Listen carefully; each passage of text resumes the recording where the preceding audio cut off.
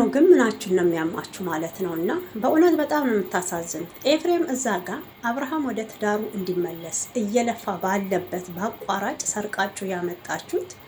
እንደው ሄርሜላ ምኗን ነው የሚያማት? ልፊ ቢላት ነው እንጂ የትኛዋ ሴት ናት ነገ የልጆች አባት ይሆናል ብላ የምትጠብቀው ወንድ እየሄደ ከልጁ እናት ጋር እየተኛ እየመጣ የፈለገውን ሆኖ ቢመጣን ይቀበለዋለሁ ብላ የምትል ጭንቅላት ያላት ሴት እኔ በሄርሜላ ቦታ ብሆን አልቀበለው።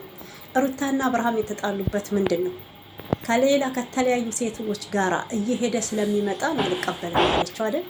ከዚህ ቀደም። አሁን ግን የእሱን ጥፋት በሙሉ ይቅርታ አድርጋለት ከነ ጥፋቱ የልጄን አባት ልሰብስበው ከኔም ጥፋት ነበረ ብላ ባሏን በእጇ ያስገባችን ሴት እየመነጨቃችሁ የምትወስዱት ምን አይነት ባለጌ ብትሆን ነው?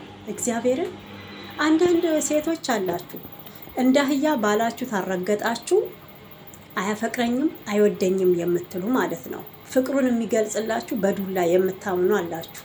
ሩታ ጋር ደግሞ ያ የለም። አሁን ሄርሜላ አብርሃምን ወዳው ይመስላችኋል? እዛ ጋር አክት እያደረገች ያለችው ሄርሜላም የተሰጣትን እያስመሰለች እንደሆነ ነው የሚያሳየው እንጂ እውነቱ ያለው አሁንም ቢሆን ሩታ ጋር ነው። ማንም ሴት ባሏ እየሄደ ከሴት ጋራ እየተኛ የመጣ የምትቀበል አለች ብዬ አላምንም። እግዚአብሔርን እና እንደው ምን እየተካሄደ ነው? ምን እየተፈጠረ ነው እዚህ ሰፈር? አንድ ትልቅ ሰው ሀይ የሚላቸው ይጣ። እኔ በእውነት ይሄ እናንተ የምትሰሩት ፊልም አሁን ምንን ነው የሚያስተምረው? ለባለ ትዳሮችም ሆነ ለወደፊት ትዳር ለሚያስቡ ታናናሽ እህት ወንድሞቻችን ምንድን ነው እያስተማረ ያለው? ጥፋትን እኮ ነው እያስተማራችሁ ያላችሁት በነገራችን ማለት ነው። በእውነት አሁን እናንተ በእናንተ ቤት ሄርሜላ ትክክል ናት፣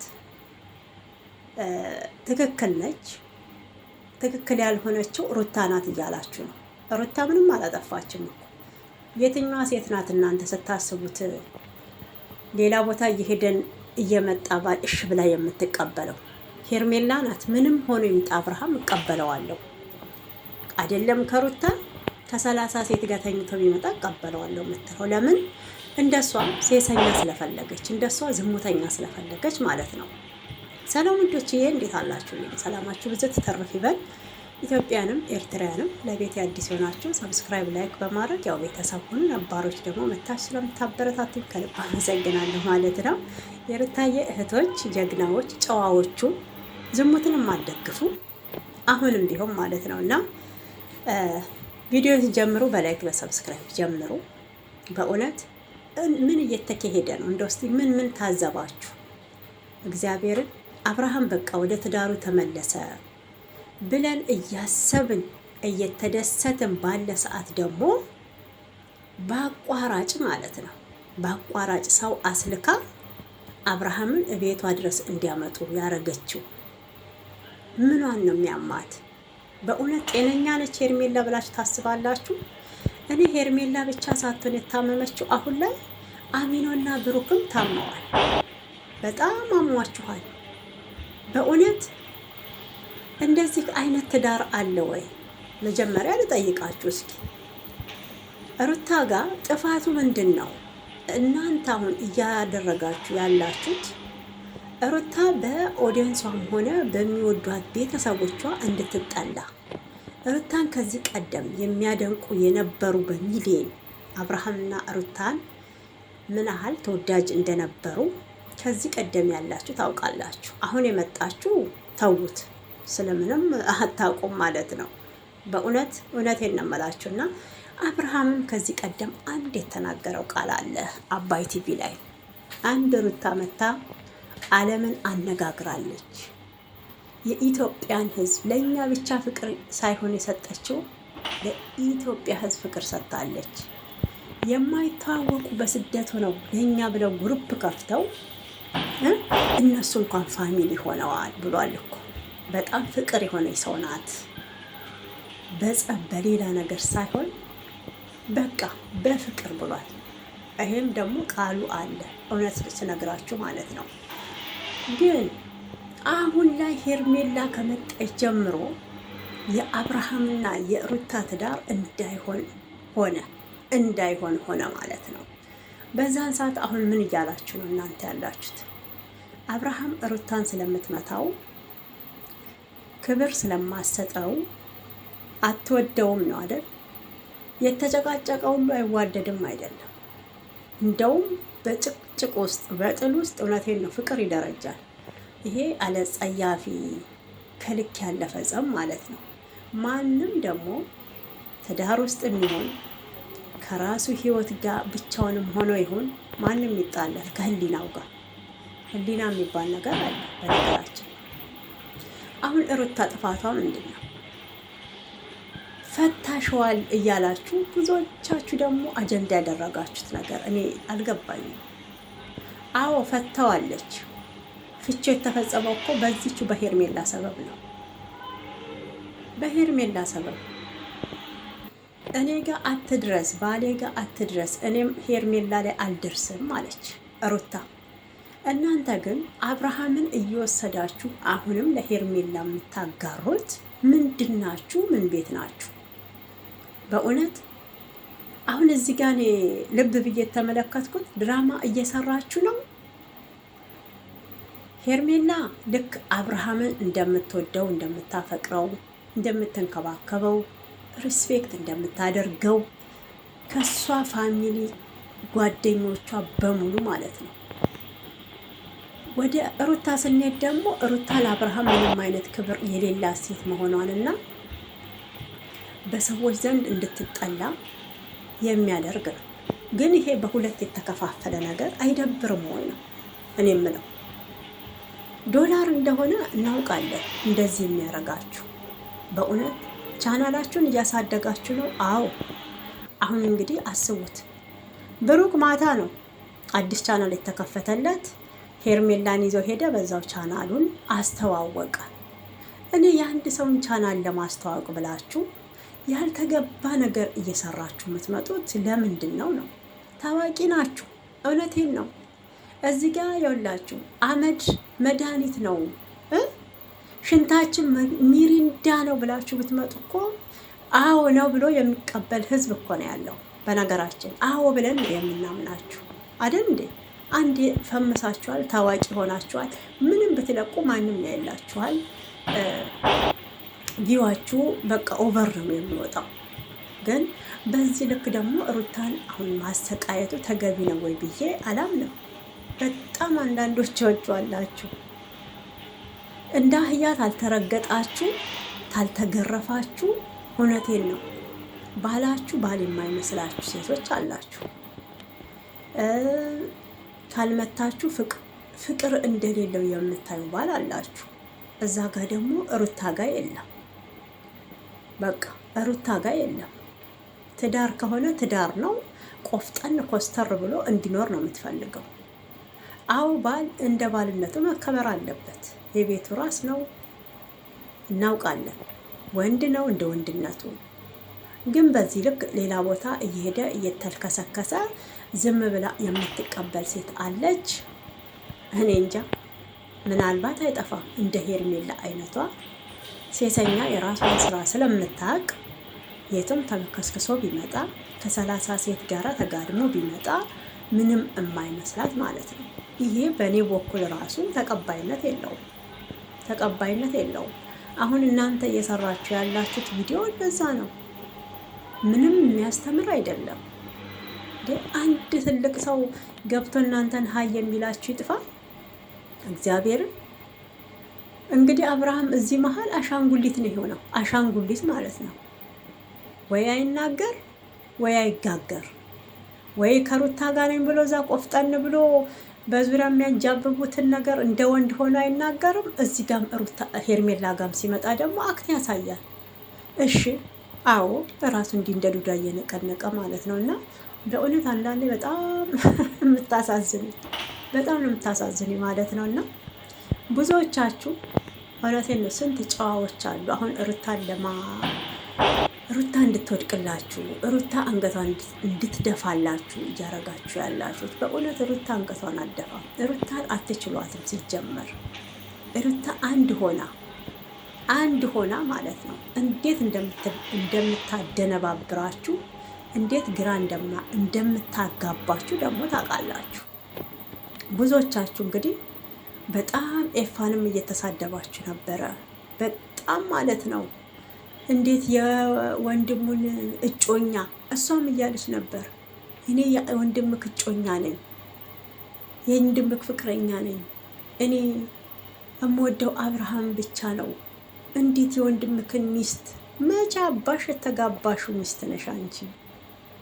መቼ አባሽ አገባሽ አብርሃም? እውነት አንቺ አብርሃምን ወደሽ ነው የመጣሽው? የሆነ ተንኮል ስላለሽ ብቻ ነው። አብርሃምና ሩታ በጣም በዓለም ላይ ተወዳጅ ስለነበሩ ያንን የነሱን እንትን ለመውሰድ ብለሽ አብርሃምን እንደራስሽ አረግሽ፣ ሩታን ለመጣል ማለት ነው። ብዙ ጊዜ እኮ ሞክራችኋል፣ በብዙ መንገድ ሳይሳካላችሁ ቀረ እንጂ ማለት ነው። እና በእውነት ሄርሜላ መልካም የሰራችሁላት መስሏችሁ ተሆነ መልካም አልሰራችሁላትም።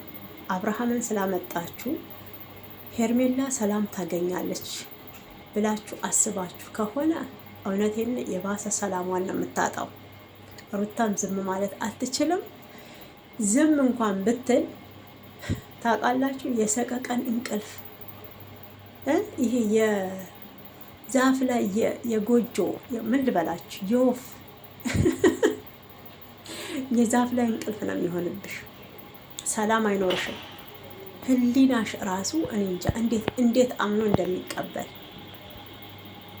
የትም ሄዶ ቢመጣ እኔ እቀበለዋለሁ መቼም ይሁን የምትል ሴት ሰምቼ አይቼ አላውቅም።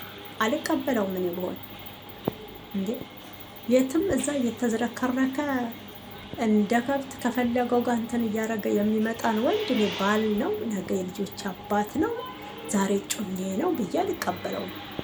አንቺ ግን እንዴት እንዳሰብሽው እንጃ፣ በእውነት እንዴት እንዳሰብሽው እና አመጣጥሽ ልክ አይደል። መልክሽ ያምራል፣ ልብሽ መጥፎ፣ ልብሽ ጥቁር፣ አይንሽ የሚያየው ባለትዳር ወንድ ላይ እንጂ ይሄ ስንቱ ቁጭ ብሎ ሔዋንን ስጠኝ ብሎ የሚጸደው ጋር የለሽበትም። ለምን ማለት ነው? በእውነት አንዳንዴ ኤፍሬምን የሚያክል አሳቢና አገናዛቢ ሰው አይቻላቅም ማለት ነው። እና መቼም ወንድሜ ተጎዳ ብሎ እሱ ነበረ ይሄን ጉዳይ ቢያደርግ ሩታን መበቀል የሚችለው።